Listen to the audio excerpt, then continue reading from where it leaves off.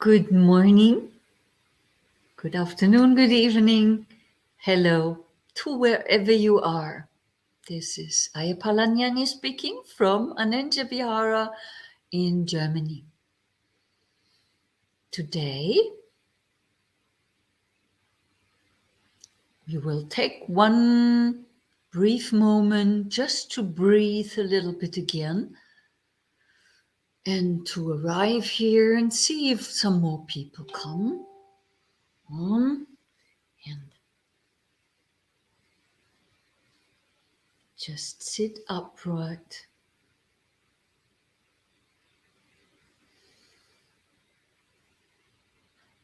And breathe.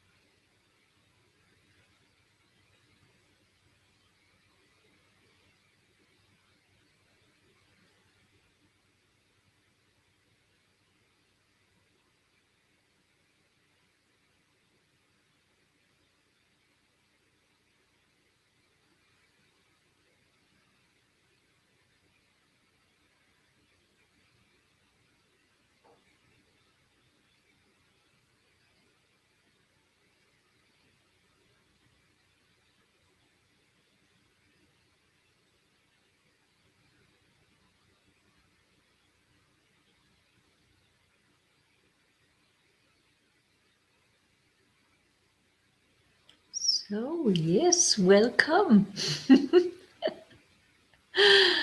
I'm happy to see you all. And maybe I will try to incorporate meditation more because that was wished for. So I will see if I can talk less so that we can meditate more. But for today, I have again a sutta selected, which I would like to read out and share with you, which I love very, very much.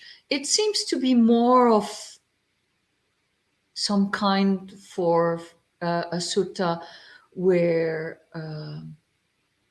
the Buddha is speaking directly to the bhikkhus, but there's still so many for non-ordained people. And I read it, I wrote it, I wrote it in the announcement that the sutta is called the cowherd. So somebody who is herding cows.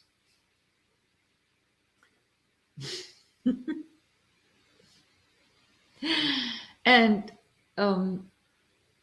yeah, it explains a little bit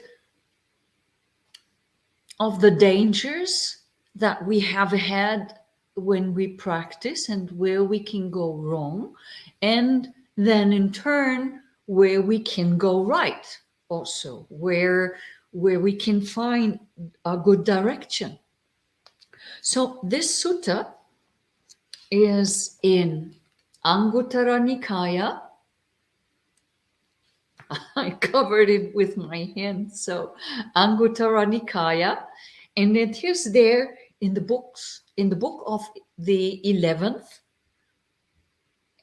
number 17, called the cowherd.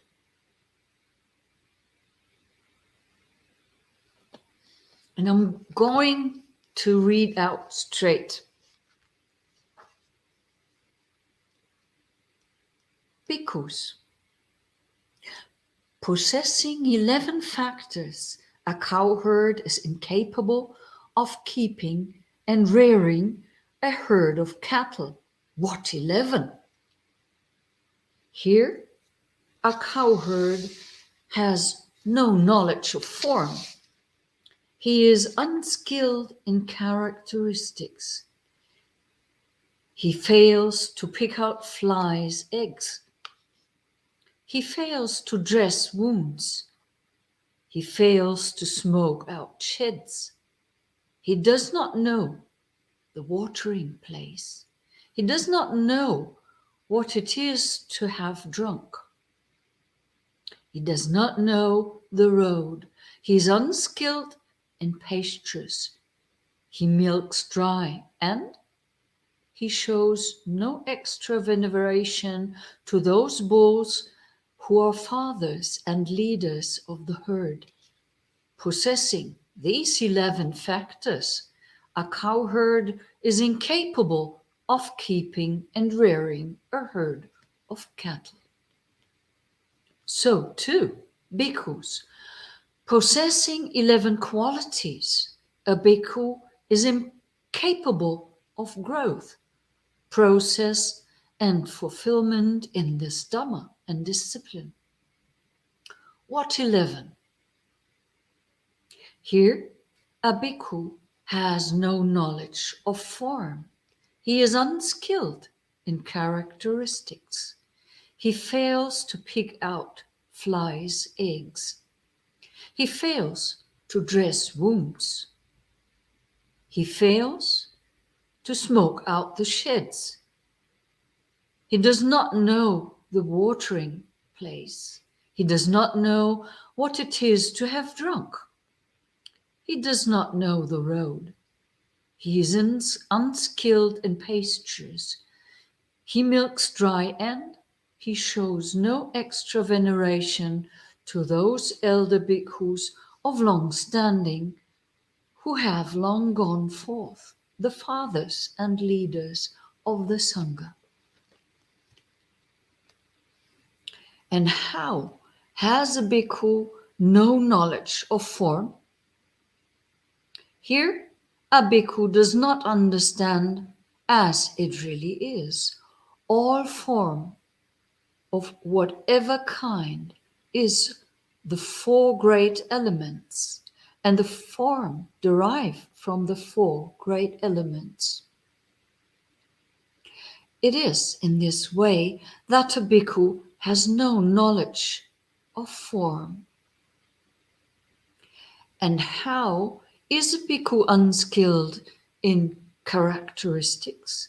Here, a bhikkhu does not understand as it really is thus.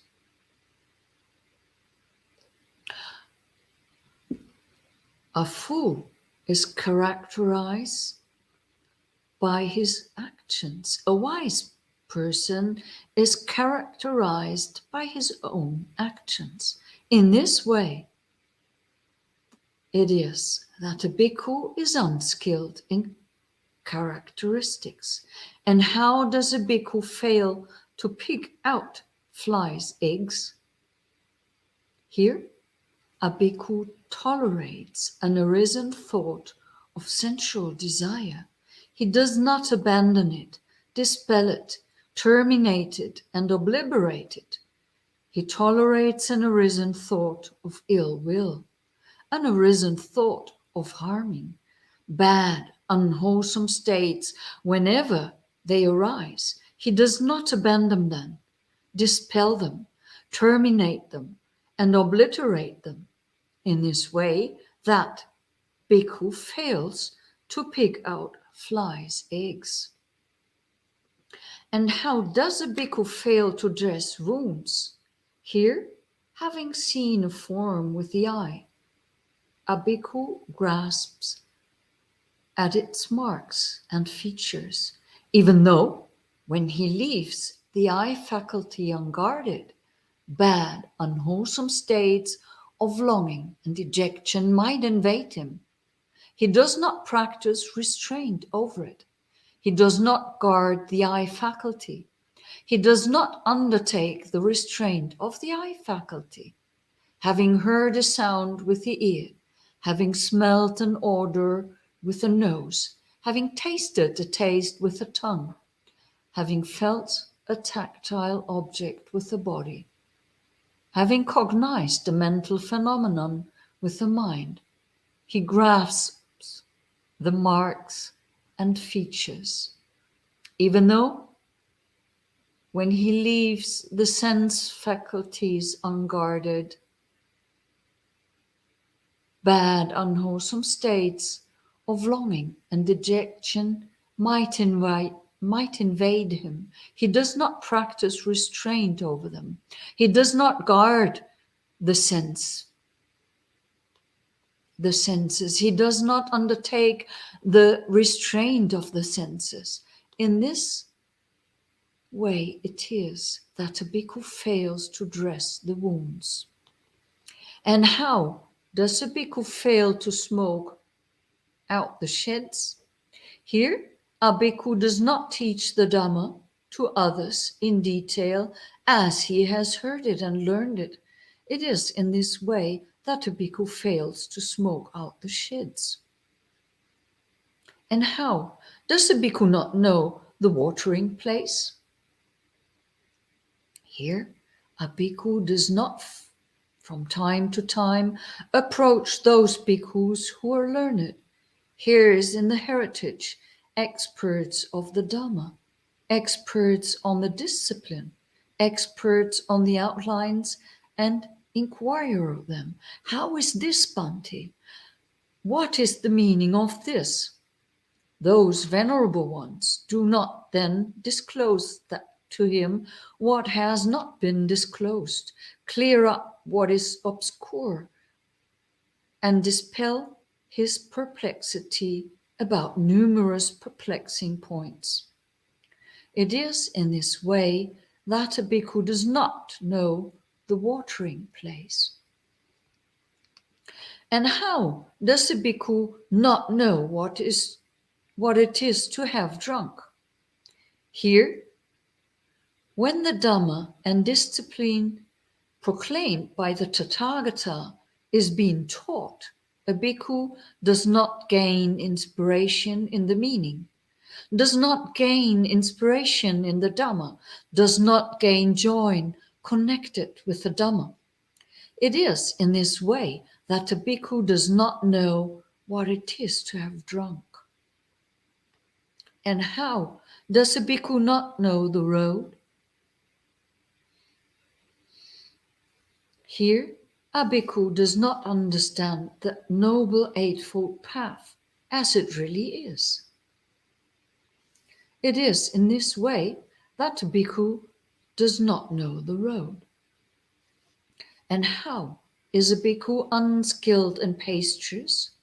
Here, a bhikkhu does not understand the four establishments of mindfulness as they really are. In this, it is that a bhikkhu is unskillful in pastures. And how does a bhikkhu milk dry? Here, when faithful householders invite a bhikkhu to take robes, almsfood, lodgings, and medicines, and provides for the sick, a bhikkhu accepts without moderation. It is in this way that a bhikkhu milks dry. And how does a bhikkhu show no extra veneration to those elder bhikkhus of long standing who have long gone forth, the fathers and leaders of the Sangha? Here, a bhikkhu does not maintain bodily, verbal, and mental acts of loving kindness, both openly and in private, toward those elder bhikkhus of long standing who have long gone forth, the fathers and leaders of the Sangha. It is in this way that a bhikkhu shows no extra veneration to those elder bhikkhus of long standing who have long gone forth, the fathers and leaders of the Sangha. Possessing these 11 qualities, a bhikkhu is incapable of growth, process, and fulfillment in this Dhamma and discipline. Bhikkhus possessing 11 factors. A cowherd is capable of keeping and rearing a herd of cattle. What 11? Here, a cowherd has knowledge of form. He is skilled in characteristics. He picks out flies' eggs. He dresses wounds. He smokes out the sheds. He knows the watering place. He knows what it is to have drunk. He knows the road. He is skilled in pastures. He does not milk dry, and he shows extra veneration to those bulls who are fathers and leaders of the herd. Possessing these 11 factors, a cowherd is capable of keeping and rearing a herd of cattle.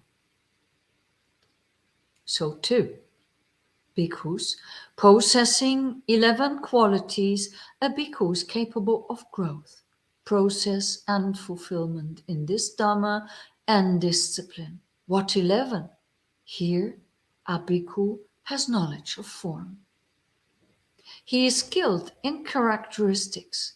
He picks out flies' eggs. He dresses wounds. He smokes out the sheds. He knows the watering place. He knows what it is to have drunk. He knows the road. He is skilled in pastures. He does not milk dry, and he shows extra veneration to those elder bhikkhus of long standing who have long gone forth, the fathers and leaders of the Sangha. And how does a bhikkhu have knowledge of form? Here, a bhikkhu understands as it really is. Thus, all form of whatever kind is the four great elements, and the form derived from the four great elements. It is in this way that a bhikkhu has knowledge of form. And how is a bhikkhu skilled in characteristics? Here, a bhikkhu understands as it really is thus. A fool is characterized by his actions. A wise person is characterized by his actions. It is in this way that a bhikkhu is skilled in characteristics. And how does a bhikkhu pick out flies' eggs? Here, a bhikkhu does not tolerate an arisen thought of sensual desire. He abandons it, dispels it, terminates it, and obliterates it. He does not tolerate an arisen thought of ill will, an arisen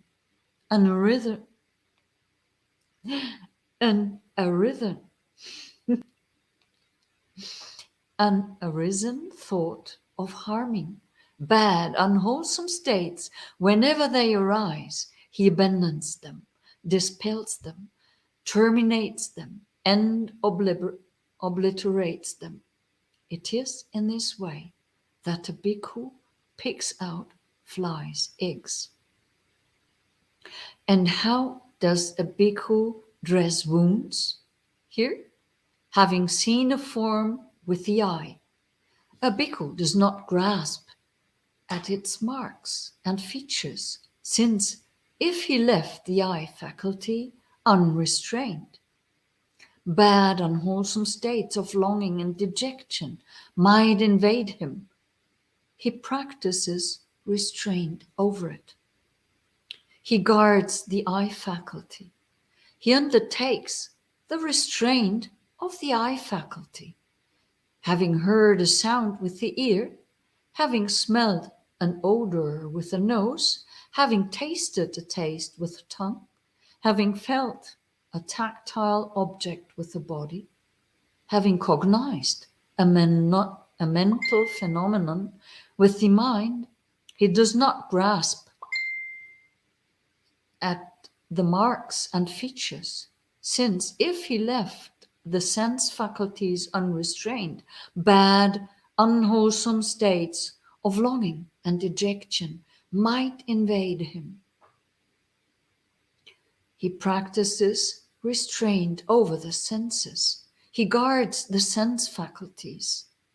He undertakes the restraint of the sense faculties.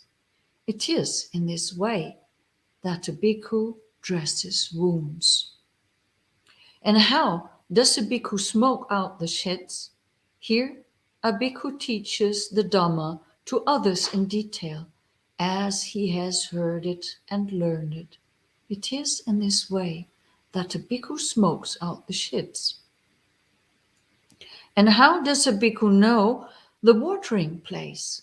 Here, from time to time, a bhikkhu approaches those bhikkhus who are learned, heirs to the heritage, experts on the Dhamma, experts on the discipline, expert on the outlines, and inquires of them. How is this, Bhante? What is the meaning of this? Those venerable ones then disclose to him what has not been disclosed, clear up what is obscure, and dispels his perplexity about numerous perplexing points. It is in this way that a bhikkhu knows the watering place. And how does a bhikkhu know what it is to have drunk? Here, when the Dhamma and discipline proclaimed by the Tathagata has been taught, a bhikkhu gains inspiration in the meaning, gains inspiration in the Dhamma, gains joy connected with the Dhamma. It is in this way that a bhikkhu knows what it is to have drunk. And how does a bhikkhu know the road? Here, a bhikkhu understands the noble Eightfold Path as it really is. It is in this way that a bhikkhu knows the road. And how is a bhikkhu skilled in pastures? Here, a bhikkhu understands the four establishments of mindfulness as they really are. It is in this way that a bhikkhu is skilled in pastures. And how does a bhikkhu not milk dry? Here, when faithful householders invite a bhikkhu to take robes, alms food, lodgings, and medicines, and provisions for the sick, a bhikkhu is moderate in accepting. It is in this way that a bhikkhu does not milk dry. And how does a bhikkhu show extra veneration to those elder bhikkhus of long standing who have long gone forth, the fathers and leaders of the Sangha? Here, a bhikkhu maintains bodily, verbal, and mental acts of loving kindness, both openly and privately, towards those elder bhikkhus of long standing who have long gone forth, the fathers and leaders of the Sangha. It is in this way that a bhikkhu shows extra veneration to those elder bhikkhus of long standing who have long gone forth, the fathers and leaders of the Sangha. Possessing these 11 qualities, a bhikkhu is capable of growth, progress, and fulfillment in this Dhamma and discipline. And not only the bhikkhus, also the bhikkhunis and the upasakas and the upasikas. So everyone practicing can gain something by that. What the Buddha taught about the cowherd. So if we go back to the beginning, no, we don't go back to the beginning. We go back to the place where it starts with a way forward. So where he starts with the way we shall go. And it sounds, as I said, in some places, or in some points, it seems really to be addressed to the bhikkhus only. But we never should think that when there was a group of bhikkhus addressed by the Buddha, it is very, very much likely that there were also bhikkhunis around, at least after they have been admitted into the order. So after the first 5 years. And that there also have been lay people around. They were not forbidden to come and join. They just came in, greeted the Buddha, and sat down to one side. Sometimes the Buddha addressed them, and sometimes the Buddha addressed the bhikkhus. But when he says bhikkhus, it's most probable that the other parts of the fourfold Sangha were also present. So we should always, when it's about the Dhamma and the discipline, we should always listen. Whoever we are, we should never think it's only for the bhikkhus. So that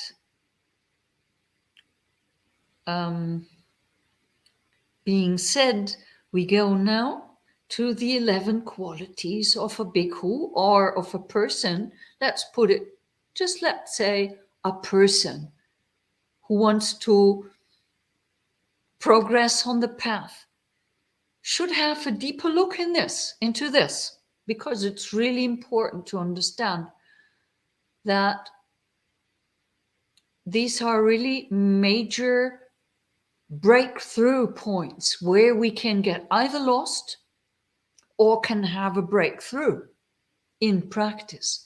So they are of importance. So of course, when he says form, here it's all only stated all form of whatever kind is the 4 great elements, and the form derived from the 4 great elements. He could also have said, he could also have spoken about the khandhas. He could also have spoken about different aspects of form, or if they would have talked about atoms at that time, he could have mentioned that. What we shall see here is that form is just the form and nothing else, nothing that is I, me, or mine, or a self, or something that we commonly consider it to be. So one way is to see it just as the elements. And we have been talking about the meditation on elements already, I believe. So we can also meditate about the elements and observe our body and see how our form is just what it is. I think 90% water, then also some fire element, some earth element, and some air element. So, yes, to see this body that I think is, I am this body, and this body is mine and myself, when we learn to see it as just form, then we gained a lot.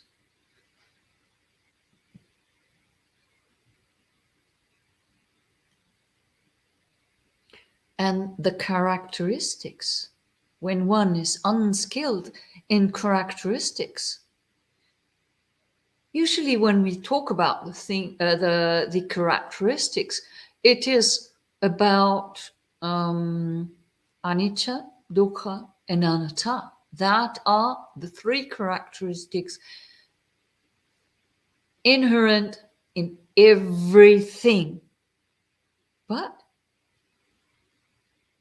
here the Buddha gives another example.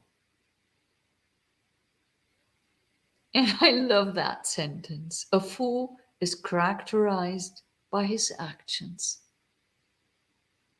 A wise person is characterized by his actions. So we can see who the people are when we observe them. When we observe form internally, we understand whether we are a fool or a wise person. And we can also observe externally, and we can understand what is a fool and what is a wise person by observing our actions and the actions of others. We can reflect how we think about others, whether we think, oh, I'm the wise one, that's the fool. Or some people always blame themselves and say, oh, I'm the fool, everybody else is wise. Both is rooted in a sense of self. So in a way, both is full of the moha. So the not knowing, ignorance. Ignorance. That's the word I'm looking for. So to be either a fool, to be characterized as a fool, is definitely ignorance, full of ignorance. And if we characterize others as fools or wise people, or ourselves, oh, I'm so wise, and think of us, oh, I'm so wise, then also we are fools and full of self, full of I, me, mine. So that is also, after understanding the characteristics of a fool and a wise person, we should become wise and let go of foolishness and being wise, and just be without the other characteristics. That no, not the other characteristics. That was wrongly stated. No, not we should be without the taints. That was what I meant. So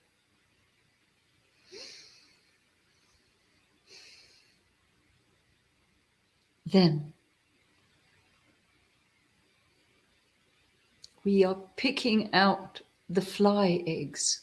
And I think this is such a brilliant and great example, because the fly eggs, when they are in wounds and they become larvae, really disgusting if you have seen something like that on a wounded animal or so. They're so disgusting and so smelly. So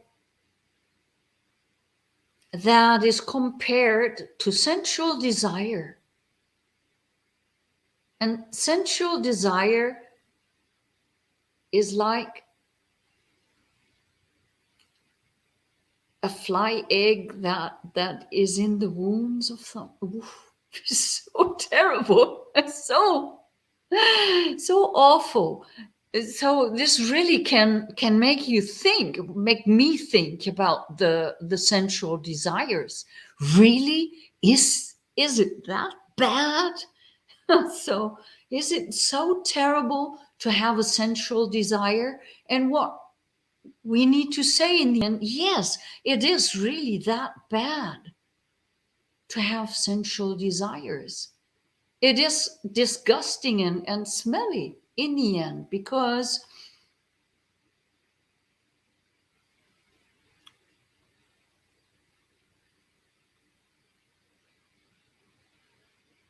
it destroys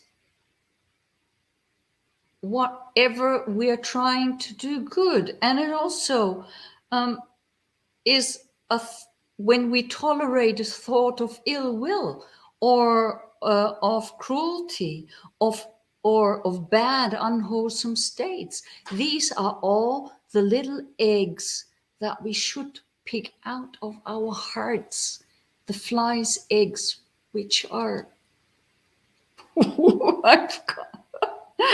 That are in our hearts, actually, in our minds. And so when we pick those out, we become a less disgusting person.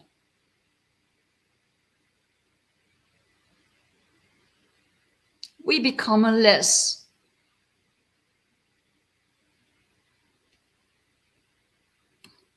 I don't find words for it, but it is really that bad, like eggs of flies that are laid within our hearts, without in our flesh and bones, when we think of letting sensual desires, letting ill will, or the thoughts of harming, or any unwholesome bad thoughts be within us. So we should really take care that we get them out, that we pick them out very, very carefully, one by one. And I think it's like when you're in a retreat or when you're meditating, you might see one and like, wow, in panic, you want to get it out, and you have to practice really hard. And after a while, you got it out, and you know you got it out, and you feel so good and so well, and you see, oh, there's more. And then you need to start all over again. And you never, never, ever should become discouraged. Even when you are disgusted with what you see about yourself, you should never give up or be discouraged to continue picking up those little eggs of flies one by one. And they need to be all, I think the word is excavated to take, they all need to be taken out, because if we let them, they develop into larvae, they develop into flies, and those flies lay more eggs, and then it starts all over again. So if you don't start now to take them out, then those thoughts of ill will, sense desire, of harming and unwholesome thoughts could eventually become more. So, but enough of eggs of flies, there is more.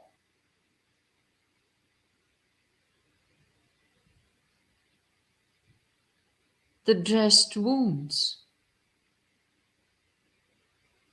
And here, in this simile, the Buddha is talking about our senses, our sense doors, or sense faculties, if you wish to say so.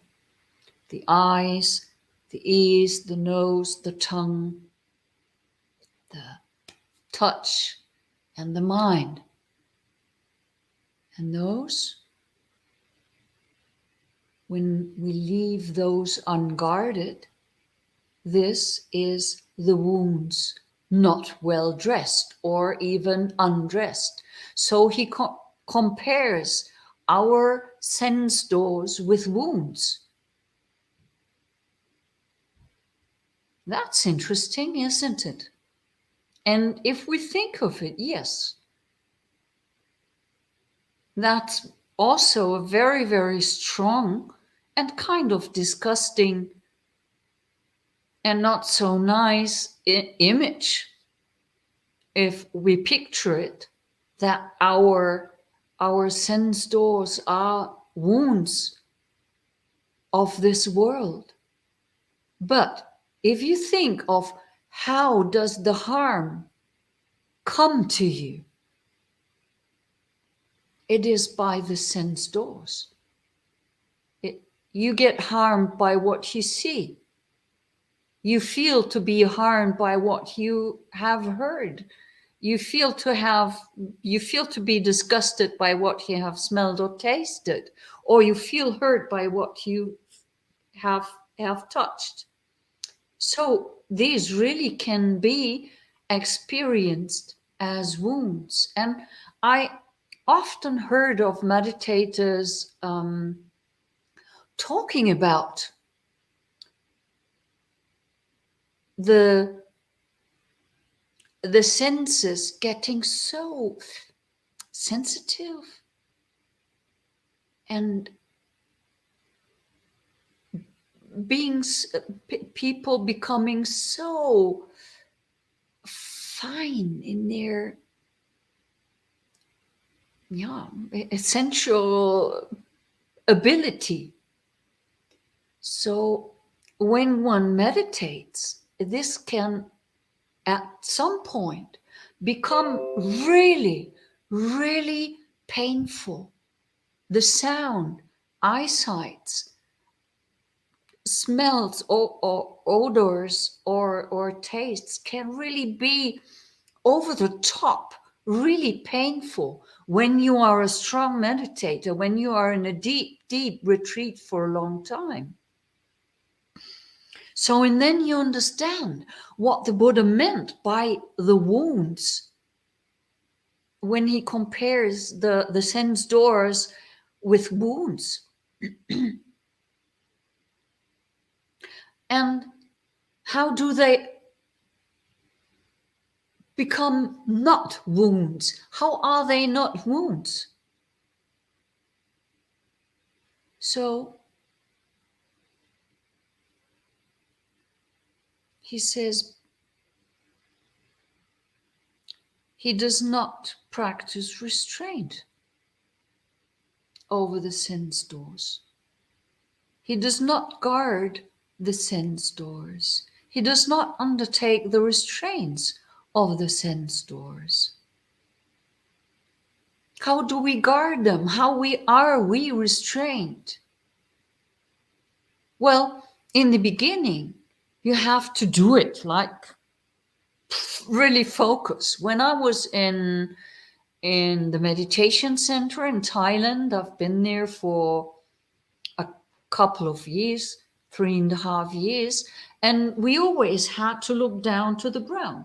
That was the first protection of the eye sense door, of the eye faculty, so that we are not so bothered by what could come to our eye. So we should not talk to another person, to protect the sound and the mind, of course, also. And and so there are, in restraint and really focusing and determination of, I'm not going to speak to anyone, I'm not going to look around and so on. This is the beginning of not letting the sense objects invade your sense doors. But then at some point, your sense doors can close from within. And that is part of the practice. It's not that you must always like shut down willingly. That is only in the beginning. When you practice longer, it should happen to you that the sense doors just close, because your focus, your collected mind is so aware of every single moment, preferably internally, that all else just stays outside. And there could be a person talking right here, blah, blah, blah, blah, blah, and you would know hearing, hearing, hearing. But you wouldn't even know what was said because you were so with the present moment of hearing and so focused on that moment that you wouldn't even know what was been said. So there is, after some time of practice, really that kind of closing the sense doors, of guarding the sense doors. But as I said in the beginning, you might just need to determine, I'm not going to look, I'm not going to listen, I'm not going to talk. And then to do it, of course, also. That's, of course, the next thing then, to stick to what you have determined.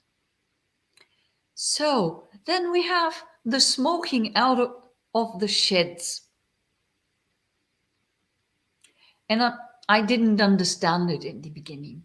Why would that be teaching the Dhamma to others? In detail, how we learned it. So, but I think really it is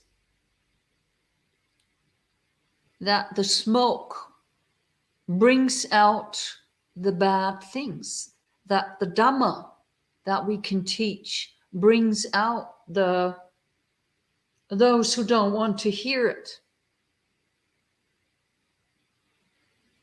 And we as bhikkhus and bhikkhunis, we should teach only when we have kind of 10 vasas. There are very skilled monks and nuns who teach earlier, and that's perfectly all right. But we should be aware of what we're teaching. We should know what we're teaching. But when we know something for sure, and if it's just little, we can go ahead and teach that. We should only not let it be known that this little that I know is everything there is. So yes, if you know something, if you know the Dhamma, share it already. That's valid, that's good. And that is smoking out the shed. But do never, ever pretend that is all there is. There is much more than we all probably know. Yeah, unfortunately, I would want to know as much as the Buddha knew, but no, probably not. Okay, let's go ahead. The watering place. What is, if you have any questions, start writing them in the chat, right? Don't hesitate. Go ahead if you have questions already. Otherwise, I'm just going to continue talking. So the watering place, that is very simple to understand, that the watering place is the place where you get nourished, where you get to the source, and that is the teachers. And even when we are teachers, we have our source, we have our watering place. I have my teachers where I go to, whom I admire, and where, when I have a question, I turn on, or I turn to. And that is such a valuable source and so nourishing, that there's not much more to say about that.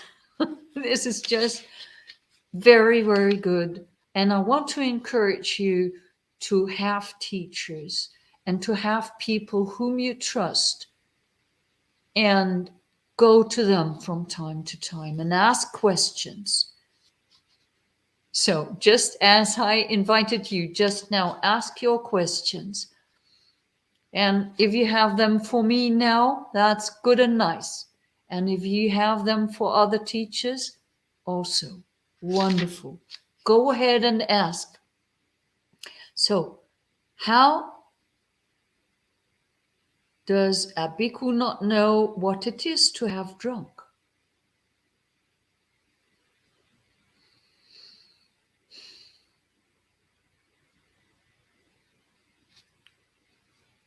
That is one thing, the Dhamma is so, so very, very wonderful, and such a great inspiration, and so great that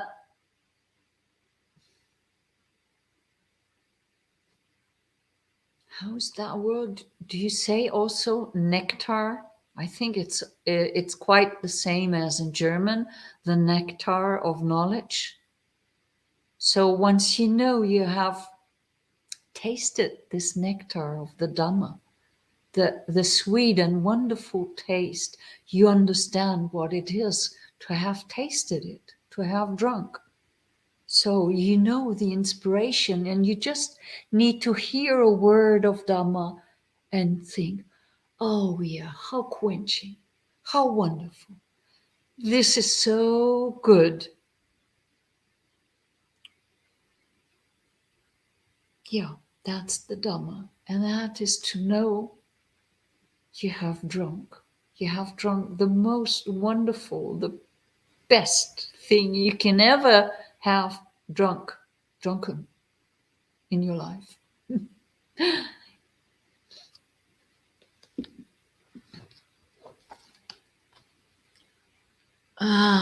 Okay, there are questions coming in. Great, wonderful, thank you.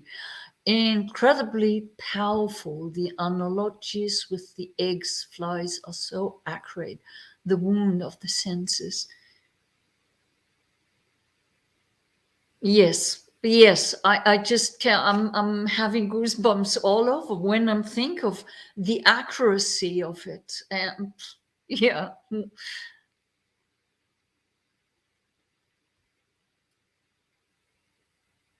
See, the deathless. Yes, I would think so, Anthony. The deathless is certainly also related to the idea of having drunk of the Dhamma.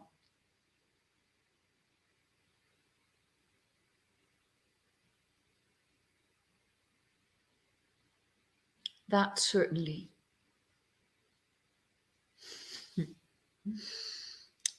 So,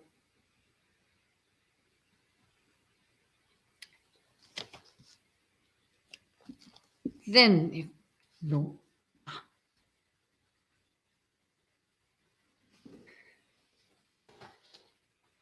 Moment. You speak very hard about the sense doors. It seems to sound like it is all mistake.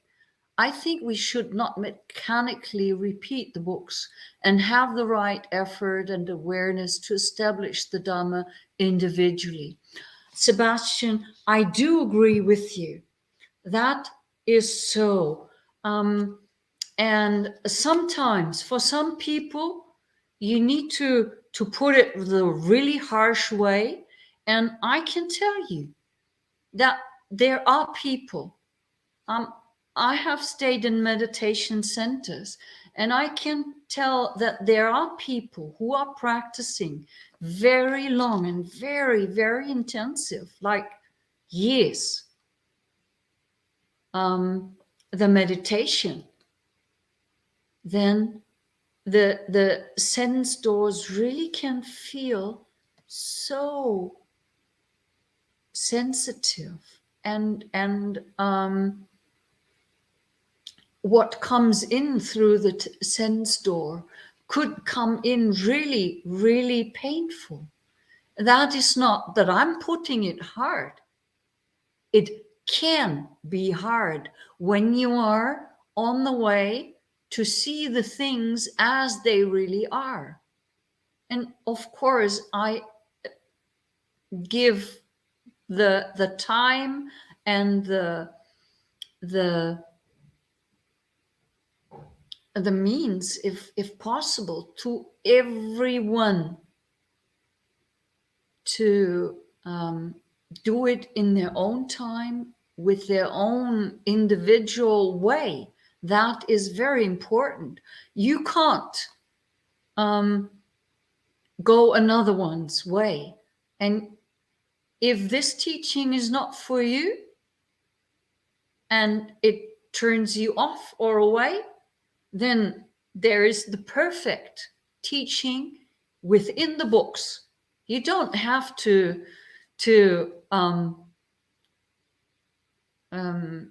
disparage the books, or it's not about mechanically repeating what is stated in the books. It's not about that, because in the books is everything. There's the harsh for those who cannot let go of the sense doors and of sensual desire that comes from it. And if there is someone who is too much on that side already, there are other suttas explaining the opposite. And all is correct as long as it leads you the middle way straight to enlightenment. That's the point. So today we have this sutta, and the Buddha points it here plainly as it is, but it can be also otherwise. That depends on the individual and on their path. So there are more things.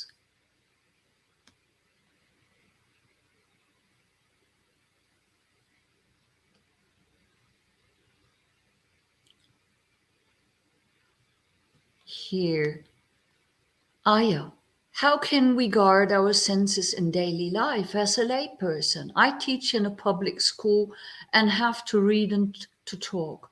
The reflections are necessary and my mind travels. Yes, there is almost no way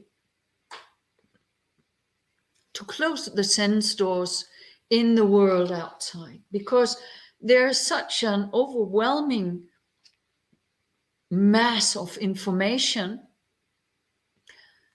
coming to our minds, or coming to our sense doors, that there is no way. And usually we have something kind of like numbness towards these things. We develop that because we have no other means. So we kind of become numb and selective, and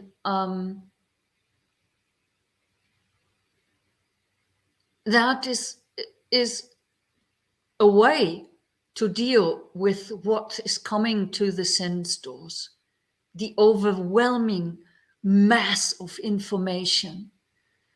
And if you have to teach in a public school, oof, that is a lot of information you have to deal with. So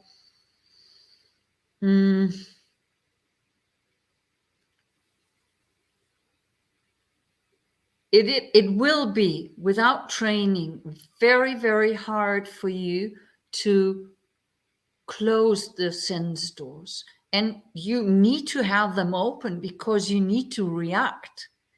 Because when you close the sense door so much so that you go into meditative absorptions, then you couldn't teach. So in daily life,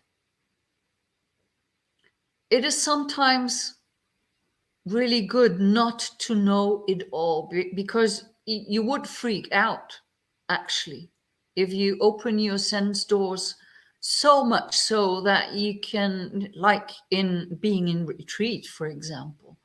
So there, being restrained and having the determination not to go to the unwholesome states is a very, very good beginning. And I was talking the other day of reactiveness. So we are trained from very early age on. We are trained to be reactive to things. And as a teacher, you need to be reactive, because if you don't react, the students will, I don't know what to do, but maybe unwholesome things, So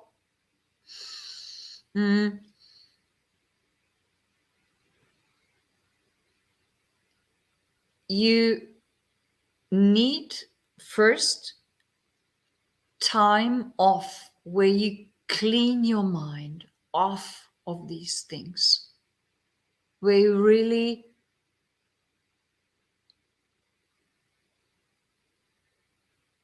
take good care of your sense doors. Say, let them rest, let them calm down, let them come to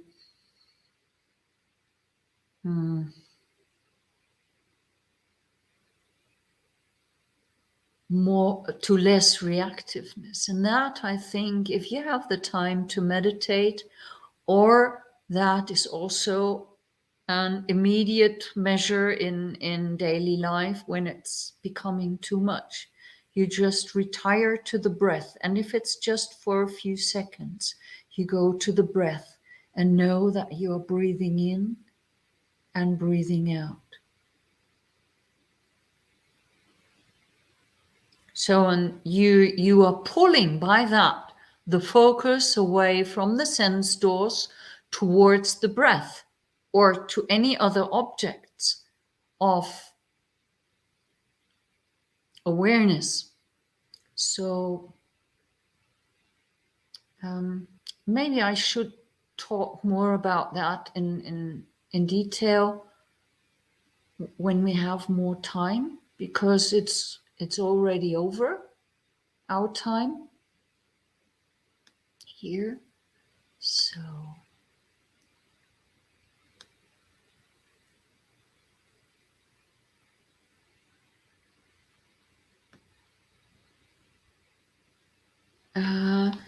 Anthony, Ayya, how can we possibly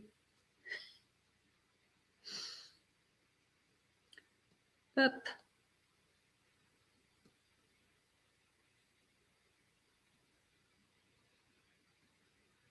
Oh yes, this, I think, is something for next week, Anthony and Amaranta. I think that I'm going to talk about these things, like what do we do when we're overcome by feelings of apathy and want to watch TV and internet, and so yeah, how what we can do in our lay life, in your lay life, to practice. Okay, I have to go. Children are coming. And I wish you well. Stay at peace. Be well. Bye bye.